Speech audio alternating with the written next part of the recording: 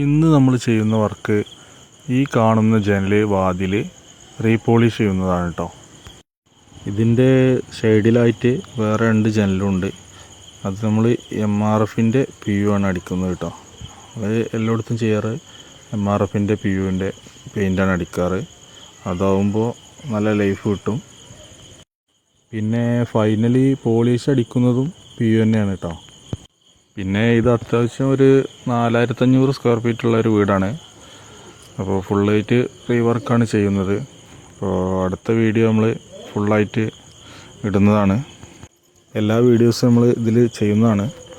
അതിൻ്റെ ഫൈനലായിട്ടുള്ള വീഡിയോ നമ്മൾ ലാസ്റ്റ് ഇതിൽ ചെയ്യുന്നുണ്ട്. അപ്പോൾ എല്ലാവരും കാണണം. PUവിൻ്റെ പെയിൻറ്റിൽ ചെയ്താൽ എന്തായാലും ഒരു മിനിമം 10 വർഷമെങ്കിലും ലൈഫ് കിട്ടും കേട്ടോ. ഈ റീവർക്ക് ചെയ്യുന്ന വീട് നമ്മൾ 13 വർഷം മുമ്പ് ചെയ്തൊരു വീടാണ്. അപ്പോൾ 13 വർഷമായിട്ട് ഇപ്പോഴാണ് അത് റീവർക്ക് ചെയ്യുന്നത്.